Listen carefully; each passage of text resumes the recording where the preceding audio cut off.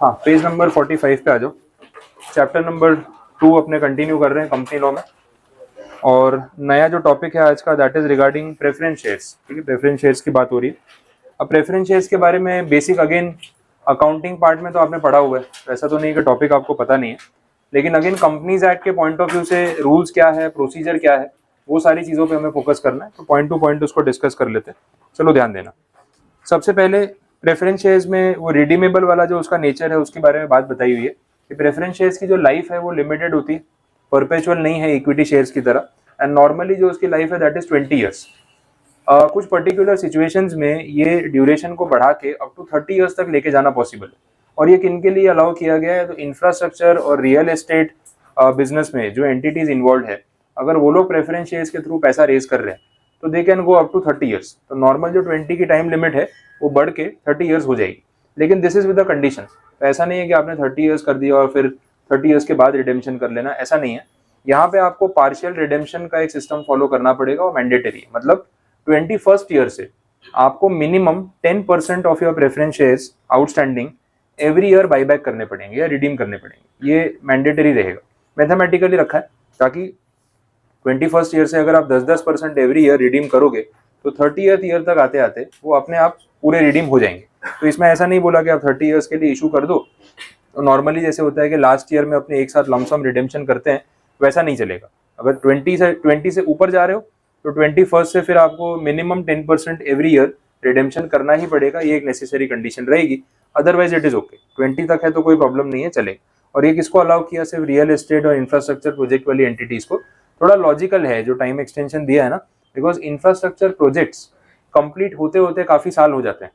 तो एक तो पहले पैसा रेज करना, पैसा रेज करने के बाद फिर वो प्रोजेक्ट में इंप्लीमेंट करके प्रोजेक्ट कंप्लीट करना, फिर उसमें से रेवेन्यू जनरेट करना, फिर वो पैसा वापस करना। तो इसमें 8-10 साल का साइकिल तो नॉर्मल है। 5-7 साल तो किसी बड़े प्रोजेक्ट को कंप्लीट होने में लग ही सकते हैं जिसके लिए पैसा रेज किया जा रहा है। तो 20 ईयर्स थोड़ा उनके लिए शॉर्ट पड़ सकता है, बिकॉज बिजनेस का नेचर ऐसा है। तो वहां पे इसलिए 30 ईयर्स वाला आपको एक ऑप्शन दे रखा। आगे समझ में क्लियर? चलो नेक्स्ट देखें। सेक्शन का जो रेफरेंस है यहाँ पे सेक्शन नंबर 55 है। वो अब सेक्शन नंबर अगर आपको याद रहे तो अच्छी बात है, लाइन में ही चल रहा है। 22 प्रीमियम वाला देखा, सॉरी 52, और फिर 53 में हमने डिस्काउंट की बात की। 54 आगे आने वाला है, दैट इज स्वेट इक्विटी। ये 55 चल रहा है, तो एक ही सीरीज में है, आप ट्राई करोगे तो रिलेट हो जाएंगे। सब सेक्शन 1 क्या बोल रहा है? It states that no company limited by shares shall after the commencement of this act issue any preference shares which are irredeemable. ये दिस एक्ट मतलब अपना 2013 वाला एक्ट। तो बोला कि 2013 का एक्ट आने के बाद इररिडीमेबल प्रेफरेंस शेयर्स ना आप इशू कर सकते हो, ना ऐसा टर्म यूज कर सकते हो। क्योंकि पहले ऐसा बोलते थे अगर इररिडीमेबल कोई बोल भी रहा है तो इम्प्लाइड है कि मैक्सिमम 20 या 30 ईयर्स बाय डिफॉल्ट आ जाएगा। बट बोला कि जब पता ही है कि बाय डिफॉल्ट एक टाइम लिमिट है, तो इररिडीमेबल वर्ड यूज करके अननेसेसरी इन्वेस्टर के माइंड में कंफ्यूजन क्यों क्रिएट करना है, इसलिए हम मना कर दिया कि वैसा टर्म यूज मत करना। सब सेक्शन 2 में a company limited by shares may, if so authorized by its articles, issue preference shares which are liable to be redeemed within a period not exceeding 20 years। वो वही बातें जो अभी अपन कर रहे थे कवर हो गई। इसके साथ साथ रूल्स का रेफरेंस है। रूल्स में स्टार्टिंग में पूरा टॉपिक वही है जो मैं आपको इंफ्रास्ट्रक्चर प्रोजेक्ट और रियल एस्टेट वाला बता रहा था। 21st ईयर से 10% रिडेम्पशन प्रोपोर्शनेट बेसिस पे स्टार्ट करना पड़ेगा, वो बात वहां पे लिखी हुई है। ठीक है, आगे बढ़ते हैं। अदर कंडीशंस में क्या बोला? No such shares shall be redeemed except out of the profits of the company which would otherwise be available for dividend. मतलब सोर्सेज की बात कर रहे हैं कि रिडेम्पशन का पैसा कहाँ से आएगा। तो कंपनी के पास जो प्रॉफिट्स अवेलेबल है जिसमें से वो डिविडेंड पे करते हैं, उस टाइप का प्रॉफिट अगर उनके पास पड़ा है तो उसमें से वो रिडेम्पशन का प्रोसेस करके पैसा रिटर्न कर सकते हैं। दूसरा, out of the proceeds of a fresh issue of shares made for the purpose of such redemption. ऐसा भी होता है, एक दूसरे टाइप की सिक्योरिटी आप ऑफर करो, लोगों से पैसा लो और उन्हीं पैसों में से आप रिडेम्पशन का ये प्रोसेस कंप्लीट कर लो। तो बहुत बार कंपनीज क्या करती है, इक्विटी ऑफर कर देती है कि चलो इक्विटी ऑफर करते हैं, वहां से पैसा रेज करते हैं, जो पैसा आएगा वो यहाँ पे प्रेफरेंस वालों के रिडेम्पशन में यूज कर लेंगे। और इक्विटी ऑफर करते टाइम वो क्लैरिफाई करते हैं कि हम ये जो पैसा आपसे ले रहे हैं ना, इसका क्या यूज करने वाले हैं। क्योंकि इन्वेस्टर के लिए जानना जरूरी है कि उसके फंड्स की कंपनी को क्या रिक्वायरमेंट है, जो पैसा उससे मांगा जा रहा है क्यों मांगा जा रहा है।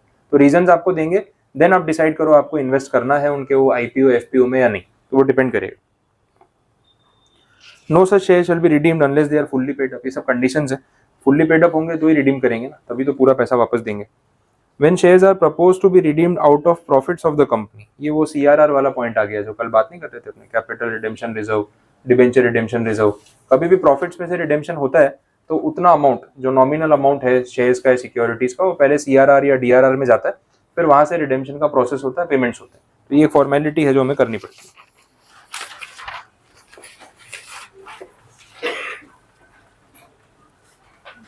ये अच्छा पॉइंट है। नेक्स्ट सबसेक्शन 3, आप टॉपिक को स्टार मार्क करके रख सकते हो, एग्जाम में ये लोग पूछ भी सकते हैं, इसका यूज भी हो सकता है। लॉजिकल सिचुएशन, बहुत बार ये फाइनेंशियल क्रंच वाली प्रॉब्लम कंपनीज को आ जाती है, जैसे अभी रिसेंटली कोविड में अपन ने लास्ट 1-2 साल में देखा, और 2020-21 जैसी भी सिचुएशन थी, हमने देखा फाइनेंशियली हर किसी को प्रॉब्लम आई है, चाहे वो बड़ी कंपनी हो या कोई छोटा इंडिविजुअल बिजनेसमैन हो या कोई भी हो, तो फाइनेंशियल इशू सबके लिए थे। और तब ऐसा था कि पैसा अगर कहीं इन्वेस्ट कर भी रखा है तो इन्वेस्टमेंट्स की वैल्यूएशन नेगेटिव चल रही है, और जो हाथ में कैश है वो पहले अपने एक्सपेंसेस के लिए रखे बंदा या लोगों के पेमेंट करे, वो प्रॉब्लम आ रहा था। तो जो फंड्स का फ्लो है, एक बंदा दूसरे को पे कर रहा है, दूसरा तीसरे को पे कर रहा है, वो फ्लो रुक गया था। तो ये प्रॉब्लम कभी भी आ सकती है। अब जिस कंपनी ने 2010-11 में प्रेफरेंस शेयर ऑफर किए होंगे और 10 साल की लाइफ बोली होगी, तो उसका रिडेम्पशन था ना 2020 में, 21 में, उनको मालूम था 10 साल पहले कि तब कोविड आएगा, ऐसा होगा नहीं। तो इस पॉइंट पे ऐसा हो सकता है कि अभी फाइनेंशियल सिचुएशन ये है कि पैसा पे ऑफ करना, अपने फंड्स में से निकाल के देना पॉसिबल नहीं है। ये एक रीजन हो सकता है। बाकी रीजन कंपनी की फाइनेंशियल पोजीशन, बिजनेस के सर्कमस्टांसेस, वर्ल्ड लेवल पे रिसेशन, पैंडेमिक, कुछ भी हो सकता है। तो अगर ऐसा कोई पॉइंट आ जाए कि रिडेम्पशन की डेट आ गई है लेकिन अभी फंड्स निकाल के देना, एक बार अरेंज तो कर देंगे लेकिन उससे कंपनी की स्टेबिलिटी बिगड़ जाएगी और बाद में और नुकसान होगा। तो इससे बेटर है हम प्रेफरेंस शेयर होल्डर्स को रिक्वेस्ट करें कि आप लोग थोड़ा सा टाइम एक्सटेंशन दे दो, ये जो प्रेफरेंस शेयर्स है इसको रिन्यू करा लो, एक्सटेंड करवा लो, और जो पैसा आपका अभी देना था हमें, वो आने वाले फ्यूचर में जितना भी हम कमिटमेंट कर रहे हैं उसके बाद दे देंगे, 1 साल, 2 साल, 3 साल के बाद। ऐसा अरेंजमेंट प्रेफरेंस शेयर होल्डर्स के साथ बात करके किया जा सकता है। ये पॉसिबल है, अलाउड है, लेकिन अगेन सब्जेक्ट टू कंडीशंस जो यहाँ पे बोली। कंडीशंस क्या है वो देख लो। Where a company is not in a position to redeem any preference shares or to pay dividend on such shares in accordance with the terms of issue, जो पहले उन्होंने बोला था, it may with the consent of holders of 3/4 in value of such preference shares। 3/4 in value बोला है, 3/4 in number नहीं बोला है। ये दो बातों में भी फर्क होता है जो कंपनी लॉ में ध्यान रखना पड़ता है। What is exactly 3/4 in value and what is exactly 3/4 in number। जैसे अपने सब लोग हैं यहाँ पे सपोज, तो भाई 100 पीपल बैठे हैं, 100 लोग हैं, तो 100 में से अगर मैं बोलूँ 3/4 इन नंबर मेजोरिटी के लिए, तो आप में से 75 लोग हाँ बोलने चाहिए, ठीक है। अगर आपने बोल दिया हाँ तो फिर वो रिजोल्यूशन पास हो गया। लेकिन 3/4 इन वैल्यू इज समथिंग डिफरेंट। अगर आप 100 में से 20 लोग ऐसे हैं जिनके पास प्रेफरेंस शेयर्स का 80% होल्डिंग है, ये सिचुएशन आप इमेजिन कर लो कि 20 लोग हैं ऐसे जिनके पास 80% प्रेफरेंस शेयर्स का होल्डिंग है, मतलब आप सबने ज्यादा पैसे लगाए और बाकी के जो 80% लोग हैं ना, उन्होंने बहुत कम पैसे लगाए। तो टोटल प्रेफरेंस शेयर्स की इन्वेस्टमेंट में आप सबका हिस्सा कितना, सिर्फ 20%, और आप 80% लोग हो इन नंबर, लेकिन ये लोग सिर्फ 20% लोग हैं और इनके पास होल्डिंग कितना है, 80%। तो आप ही सोचो कि किसके आंसर की ज्यादा वैल्यू रखी जाएगी। जो कम लोग हैं लेकिन ज्यादा पैसा इन्वेस्ट करके बैठे हो, बोलेंगे ना कि भाई हम क्वांटिटी में कम है लेकिन हमारा इन्वेस्टमेंट तो देखो, 100 में से 80 रुपए तो हमने लगाए हुए, तो हमारी बात पहले सुनी जानी चाहिए। तो अगर कहीं पे भी सेक्शन में ऐसा लिखा है 3/4 इन वैल्यू, तो उसका मतलब ये है कि ये 20 लोग भी अगर हाँ बोल दें 100 में से, बट उनके पास 80% होल्डिंग है, तो रिजोल्यूशन पास हो गया, मेजोरिटी मान ली जाएगी। आया समझ में। तो अगर सेक्शन में ऐसा लिखा है कि 3/4 इन नंबर, तो 100 में से 75 लोग हाँ बोले जरूरी है। अब उनके पास कितना होल्डिंग है मैटर नहीं करता। लेकिन अगर ये बोला 3/4 इन वैल्यू, तो भाई 100 में से कितने भी लोग हाँ बोल रहे हो, क्योंकि वो 5 क्यों ना हो, लेकिन अगर उन 5 के पास 75% वैल्यू ऑफ सिक्योरिटीज है तो फिर मेजोरिटी उनसे बन गई। डिफरेंस समझ आ रहा है दोनों में, ठीक है। तो यहाँ क्या बोला है 3/4 इन वैल्यू। तो प्रेफरेंस शेयर होल्डर्स नंबर में कितने हैं जो हाँ बोल रहे हैं मैटर नहीं करता, लेकिन उनके पास जो होल्डिंग है वो इतनी क्वांटिटी में होना चाहिए। तो इन शॉर्ट इतनी वैल्यू होल्ड करने वाले प्रेफरेंस शेयर होल्डर्स का अप्रूवल चाहिए अगर हमें इस स्कीम को इम्प्लीमेंट करना है, तभी ये हो पाएगा फाइनल, अदरवाइज नहीं। और उसके साथ साथ एक और अप्रूवल है, approval of the tribunal. Tribunal मतलब कौन, अपना NCLT, national company law tribunal. उनसे भी परमिशन लेनी पड़ेगी।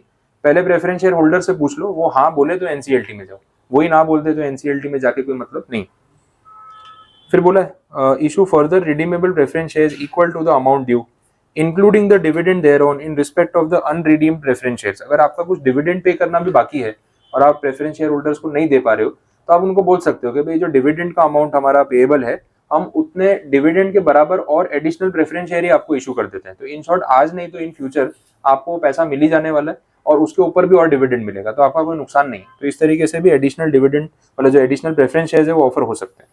And on issue of such further redeemable preference shares the unredeemed preference shares shall be deemed to have been redeemed. इसका मतलब ये है पुराना सर्टिफिकेट देके जाओ, नया वाला सर्टिफिकेट लेके जाओ। तो ऑन पेपर हमने पुराने जो प्रेफरेंस शेयर्स है वो रिडीम कर दिए और उसके बदले आपको पैसा नहीं दिया, नए प्रेफरेंस शेयर दे दिए। समझ आ गया?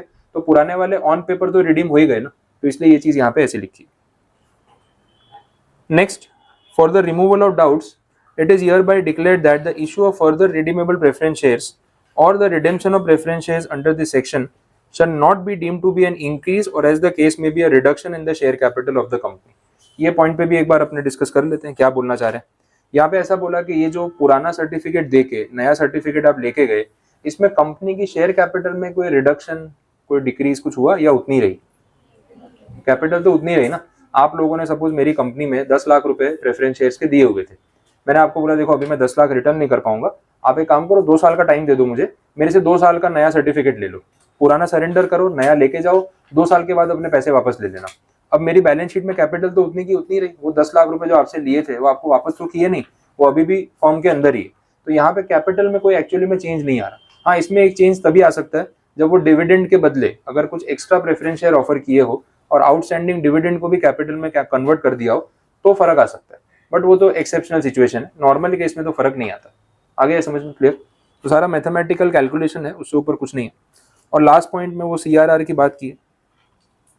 द CRR अकाउंट में notwithstanding anything in this section be applied by the company in paying up unissued shares of the company to be issued to the members of the company as fully paid bonus shares. मतलब वही bonus वाली बात कि CRR का reserve है उसको कहाँ use कर सकते हो, बोनस शेयर देने में इन फ्यूचर आप यूज कर सकते हो, तो उसमें भी कोई ऑब्जेक्शन नहीं।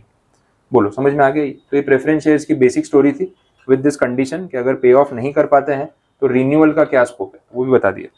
आगे बढ़ते हैं। नहीं, वो जो अब जो नॉर्मल लिमिट है अपनी 20 ईयर्स वाली वो तो रहती है, उसके अंडर जो भी प्रेफरेंस शेयर होल्डर्स एग्जिस्टिंग है वो लोग जितनी लिमिट पे अग्री करेंगे फिर वो नेगोशिएशन पे होगा। तो जो आप 3/4 इन वैल्यू वाले जो अग्री कर रहे हो, आप लोग भी अपना पॉइंट रख सकते हो कि भाई कितने साल में पैसा दोगे बताओ। मैंने बोला 2 साल का टाइम दे दो, अगर आप सबको अग्री है तो ही रिजोल्यूशन पास होगा, तो फिर 2 साल रखेंगे। अगर मैं 5 साल मांगता हूँ और आपको कोई ऑब्जेक्शन नहीं है तो 5 साल भी अग्री हो सकता है, तो वो नेगोशिएशन पे फाइनल होगा। लेकिन जो मैक्सिमम लिमिट है वो सेक्शन वाली तो रहेगी, जो 20 ईयर्स और 30 ईयर्स वाली अपने देख रहे थे, उससे ऊपर नहीं जा सकते। क्योंकि टेक्निकली क्या हो रहा है, टेक्निकली पुराना सर्टिफिकेट आप सरेंडर कर रहे हो तो रिडेम्पशन तो हो ही रहा है। अब मैं आपको जो दे रहा हूँ वो नया सर्टिफिकेट है, तो उसकी ड्यूरेशन तो आज से ही स्टार्ट होगी।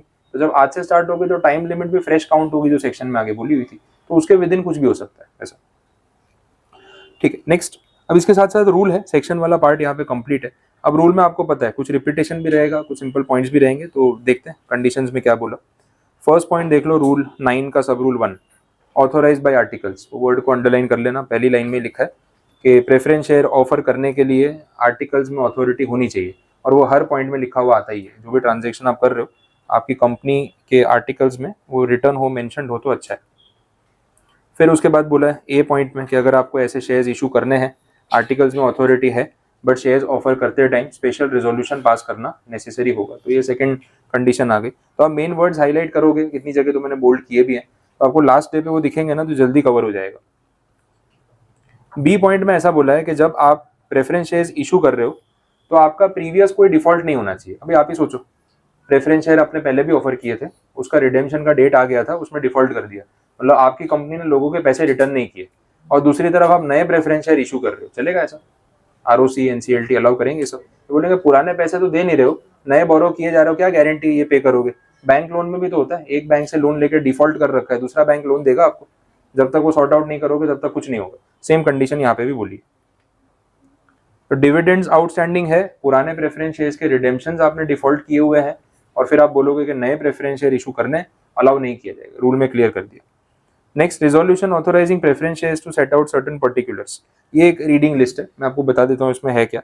इसमें ये बोला है कि जब स्पेशल रिजोल्यूशन पास होगा कंपनी की जनरल मीटिंग में, तो जो मेंबर्स आएंगे उनको बताना तो पड़ेगा ना कि हम जो प्रेफरेंस शेयर ऑफर कर रहे हैं उसके टर्म्स एंड कंडीशंस क्या है। तो जो अपने कल नहीं बात कर रहे थे, नोटिस ऑफ द मीटिंग, उसके साथ एक्सप्लेनेटरी स्टेटमेंट, उसमें उनको सारी डिटेल्स पहले कन्वे कर दो कि ये है हमारी पूरी प्रेफरेंस शेयर की scheme.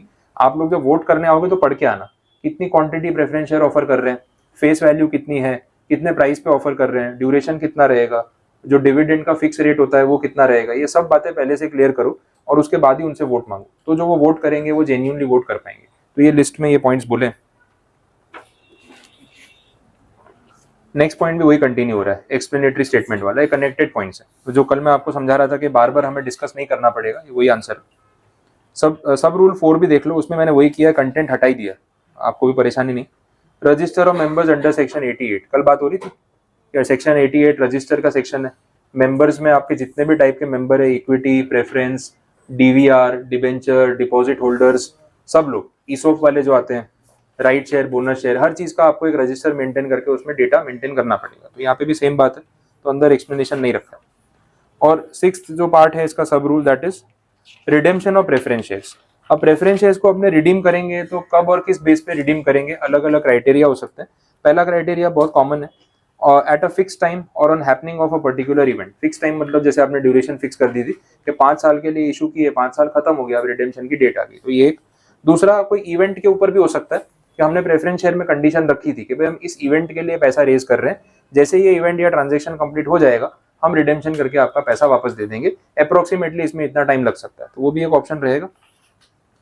At any time at the companies option, जैसे 5 साल के लिए ऑफर किया था, तो ऐसा हो सकता है 3 साल में या 4 साल में ही अर्ली रिडेम्पशन कर दिया। कंपनी को पैसों की जरूरत नहीं है तो वो अर्ली रिडेम्पशन भी कर सकते हैं, इसमें आपका पैसा तो वापस ही दे रहे हैं ना, आपका नुकसान क्या है, और जितना टाइम पैसा यूज किया उसका डिविडेंड तो वो दे ही रहे, तो नथिंग टू लूज। और कंपनी को लगता है कि हमें और कॉस्ट बेयर नहीं करना है डिविडेंड का, रिडीम करके खत्म करो, हमारे पास फंड्स काफी है। तो आप जैसे लोन अर्ली पे बैक कर सकते हो, वैसे रिडेम्पशन भी जल्दी हो सकता है। At any time at the share holders option, share holder demand करे सारे मिलके कि हमें पैसे वापस चाहिए, और ऐसी कोई कंडीशन हो तो फिर वो भी पॉसिबल है। पॉसिबिलिटीज बताइए। देखो फिर आया प्रोसीजर वाला आंसर, देखो शॉर्ट में आपको डिस्कस करवा देता हूँ, सिर्फ रिलेट कराने के लिए। 1-2 आंसर्स रिलेट कराऊंगा ना तो फिर आपको कॉन्फिडेंस आ जाएगा कि हाँ भाई इसमें कुछ नया नहीं, फिर ऐसा नहीं लगेगा सर ने पढ़ाया नहीं आगे बढ़ गए, वैसा नहीं है। अब अंदर के पॉइंट्स देख लो, आपको रिलेट हो जाएगा। फर्स्ट पॉइंट में क्या बोला, आर्टिकल्स वाले पॉइंट आ गया, रिपीट हो गया, ठीक है। उसमें और भी देख लो, no subsisting default in payment of dividend और रिडेम्पशन, वो भी रिपीट पॉइंट, जो अभी पीछे पढ़ा पूरा वही है। रिजोल्यूशन की बात आ गई, रिजोल्यूशन हमने देखा अभी पीछे, स्पेशल रिजोल्यूशन, वो भी पास करवा लो। जनरल मीटिंग रखनी है तो नोटिस भेजना पड़ेगा, नोटिस के साथ एक्सप्लेनेटरी स्टेटमेंट अटैच करना पड़ेगा, उसमें सारी डिटेल्स मेंशन करना जरूरी है, ये पॉइंट पे भी बात हो रही थी। अगर आपकी लिस्टेड एंटिटी है तो स्टॉक एक्सचेंज को भी इन्फॉर्म करना पड़ता है कि हम ऐसा कुछ एक्शन करने जा रहे हैं, कॉर्पोरेट एक्शंस जो होते हैं तो वो भी मेंशन करना नेसेसरी है, ये पॉइंट भी रखा है। अब स्पेशल रिजोल्यूशन पास होगा तो फॉर्म कौन सा भरेंगे आरओसी में, MGT 14, कितने दिन में, 30 डेज में, वो पॉइंट भी आ गया रिपीट। नोट में ओपीसी की बात हो रही है, ओपीसी वाले में क्या नया है, 1% कंपनी तो आपको ध्यान में है, for the purpose of passing of ordinary and special resolution. अच्छा हाँ, ये क्लियर करना जरूरी है वैसे तो।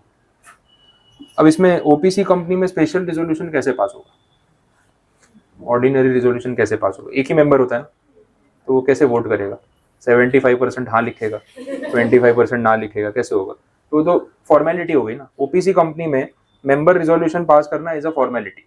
फॉर्मेलिटी क्यों करनी पड़ रही है, क्योंकि ऑन पेपर ओपीसी अलग है और उसका मेंबर अलग है, तो ये कैसा हो रहा है कि मेरी ही कंपनी है, मैं खुद ही रिजोल्यूशन पास करके खुद को ही बता रहा हूँ कि ये हो चुका है, प्रैक्टिकली तो यही है, ठीक है। तो यहाँ पे नोट में वो चीज क्लैरिफाई की है कि इसमें सिर्फ एक फॉर्मेलिटी होगी ऑन पेपर कि रिजोल्यूशन पास करके कंपनी के रिकॉर्ड्स में जो है अपडेट कर दिया कि ये ऑफिशियली किया गया है, जबकि मैं खुद ही मेंबर हूँ, मैं खुद डिसीजन अपने मन में भी ले लूँ कि हाँ मुझे काम करना है, तो भी इम्प्लाइड है, बट उसको लिख के देना इसलिए जरूरी है क्योंकि on paper OPC is a separate person, I am a separate person, तो वो नीड वैसे रहेगी, तो नोट में वो क्लैरिफिकेशन।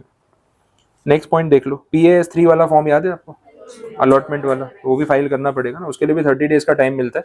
सेक्शन 88 में रजिस्टर अपडेट करना, वो बात भी अभी पीछे हम देख रहे थे। नेक्स्ट, कंपनी में redeem the preference shares only on the terms on which they were issued, ये अपन ने अभी बात की ना, टर्म्स एंड कंडीशंस पहले से डिसाइडेड होते हैं, ड्यूरेशन डिसाइडेड होती है, इवेंट हैपनिंग वाला जो अगर पॉइंट है तो वो डिसाइड होता है, तो हर चीज पहले से क्लैरिफाई करना जरूरी है और वो की होती है। 8th पॉइंट अभी पीछे पड़ा हुई है, देखो वापस से। 9th में notice of redemption of preference share shall be filed, आपने रिडेम्पशन कर लिया तो भी तो रजिस्ट्रार को बताना पड़ेगा, जब अलॉटमेंट किया तो PAS 3 में बताया, रिडेम्पशन किया तो SH 7, वो SH मतलब वो शेयर होल्डिंग या शेयर होल्डर्स के हिसाब से शॉर्ट फॉर्म रखा है, तो वो वैसे बताना पड़ेगा। टाइम लिमिट इसमें भी 30 डेज। अलॉटमेंट वाली बात तो रिपीट हो गई, 10th पॉइंट तो ऊपर भी कवर हो गया था। 11th वाला पॉइंट भी देखो, सेक्शन 56 का रिपीटेशन, प्रेफरेंस शेयर इशू किए हैं तो सर्टिफिकेट कितने टाइम में देना पड़ेगा, अलॉटमेंट के 2 मंथ्स के अंदर सेम टाइम। और अगर डीमैट है तो डिपॉजिटरीज को इन्फॉर्म करो ऐसा अलॉटमेंट हो गया, ताकि आपके डीमैट अकाउंट में वो चीज़ अपडेट हो जाए। प्रोसीजर मैंने जो रिपीट रखा है बार बार, तो ये उसका पर्पस ये है कि बहुत बार ना वो क्वेश्चन आपको अलग तरीके से पूछते हैं, एक ही चीज़ को पूछने के यहाँ पे डिफरेंट तरीके हैं, या तो सेक्शन के फॉर्म में पूछेंगे, या रूल के फॉर्म में पूछेंगे, या फिर वो बोलेंगे स्टेट द प्रोसीजर। अब अगर मैं ये आंसर नहीं रखता तो देखो पॉइंट तो सारे पीछे कवर हो गए, बट मेन ये है कि आपको स्ट्राइक नहीं होता कि फिर प्रोसीजर में क्या क्या लिखना है। तो एक आंसर रिपीट रखने का मेरा पर्पस ही वही है कि अगर वो सेम हेडिंग आ गई तो आपको ये पता हो कि हाँ हमने प्रोसीजर पढ़ा है। वो सिर्फ कॉन्फिडेंस की बात होती है। एग्जाम में क्या है, कोई पढ़ा हुआ क्वेश्चन आ जाए अपने थोड़ा जल्दी लिख पाते हैं कि हाँ ये तो पढ़ा है, ये मुझे पता है। कुछ नया आता है तो थोड़ा पैनिक भी हो जाते हैं और सोचने में थोड़ा टाइम भी चला जाता है। तो इसलिए मैंने हर चैप्टर में प्रोसीजर्स कहीं ना कहीं रिपीट किए, बट बार बार पढ़ाने की उसमें नीड नहीं रहेगी, ये आपने देख ही लिया है। क्लियर? तो प्रोसीजर कंप्लीट। तो इसके साथ आपका प्रेफरेंस शेयर का पूरा टॉपिक जो है वो यहाँ पे पैकअप हो गया। आगे देख लेते हैं और कोई छोटा सा टॉपिक कवर हो सकता हो तो कवर करते हैं।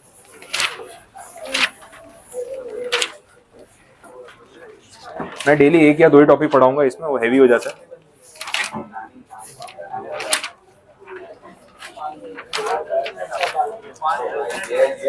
नहीं यार, सब बड़े बड़े टॉपिक हैं। रुको रुको,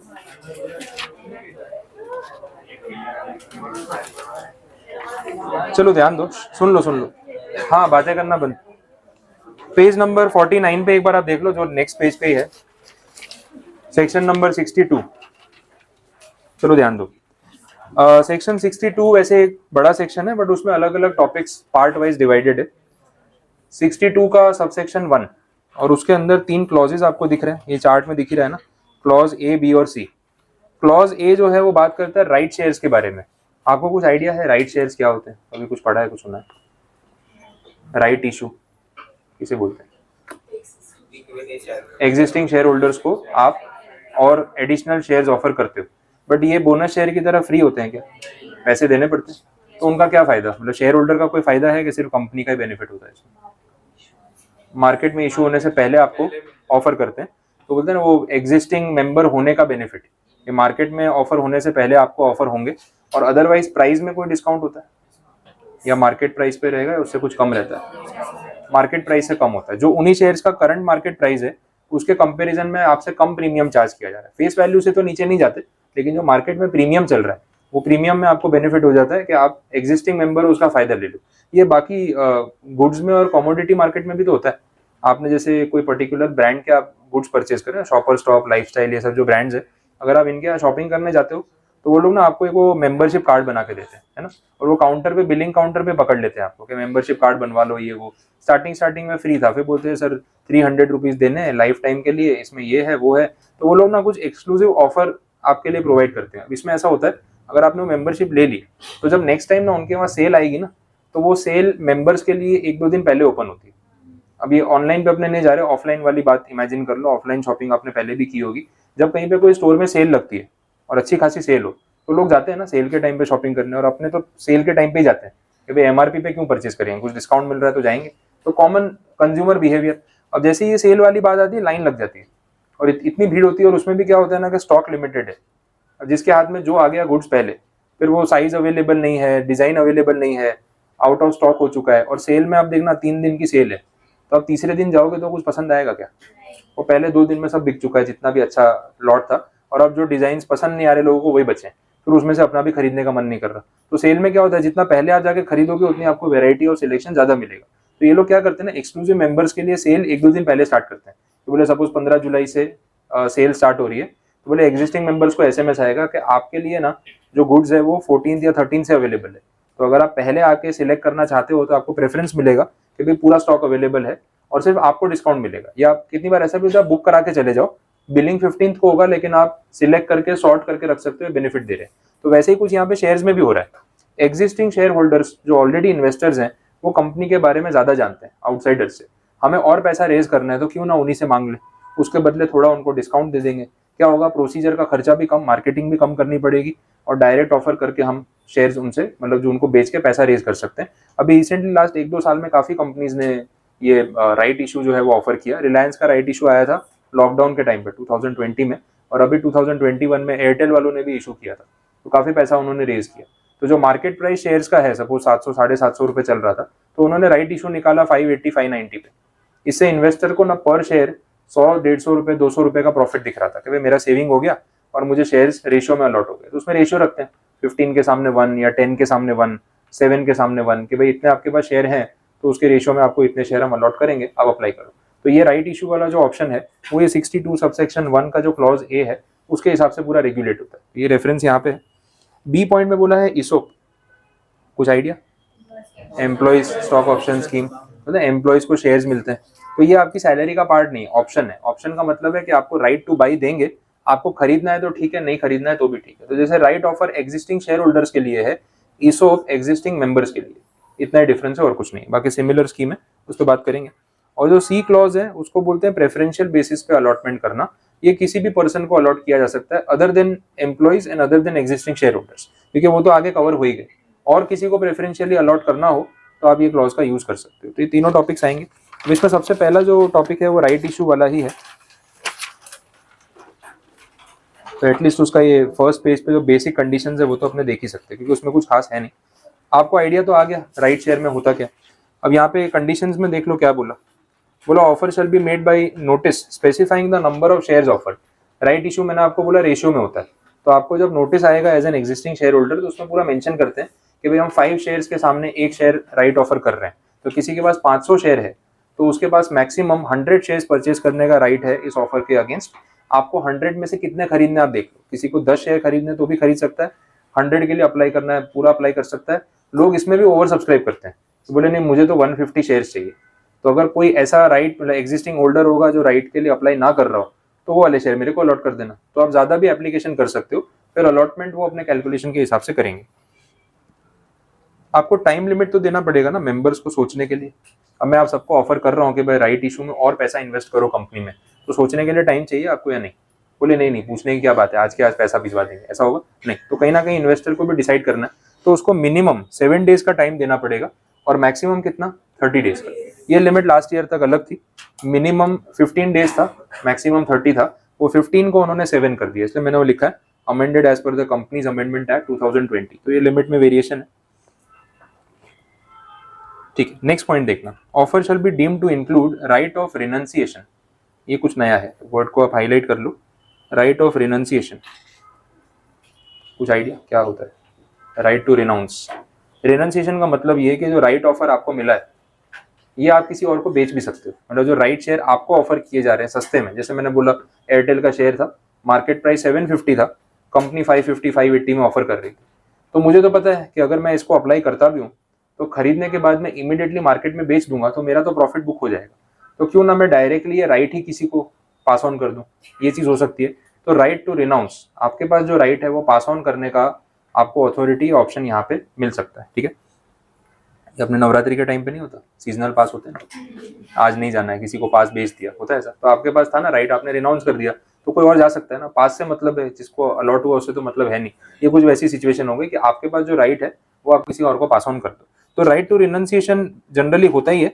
हाँ, अगर आर्टिकल्स में कुछ अदरवाइज लिखा है कि भाई हम राइट शेयर्स पे रिनाउंस करने का राइट नहीं देते हमारी कंपनी में, तो या तो आप खुद बाई करो एग्जिस्टिंग शेयर होल्डर होते हुए, या आपका राइट चला गया, किसी और को पास ऑन नहीं कर सकते, तो फिर एक बात अलग है। बट इन जनरल तो राइट ऑफ रिनाउंसिएशन होता है, ठीक है। Next point, if the offer is rejected by the equity share holders after the expiry of the time specified in the notice aforesaid और on receipt of earlier intimation from the person to whom such notice is given that he declines to accept the shares, board of directors may dispose of them in such manner which is not disadvantageous to the shareholders and the company। मतलब in short ऐसा है कि जितना right offer हमने किया सारा पैसा raise नहीं हुआ उससे, कुछ लोगों ने, काफी लोगों ने राइट शेयर नहीं खरीदे, तो अब हम उन शेयर्स का क्या करें? अब तो मार्केट में जाके भी बेच ही सकते हैं। जैसे आपने बोला कि सर पहले एग्जिस्टिंग शेयर होल्डर्स को ऑफर होते हैं, तो सही बात है, पहले एग्जिस्टिंग वालों को ऑफर होते हैं, उनसे मैक्सिमम पैसा लिया जाता है, फिर भी अगर वो शेयर कोई नहीं खरीद रहा है तो बाद में आउटसाइडर्स को हम नॉर्मल रेट पे भी इशू करके पैसा रेज कर सकते हैं, उसमें भी कोई ऑब्जेक्शन नहीं, तो चलेगा।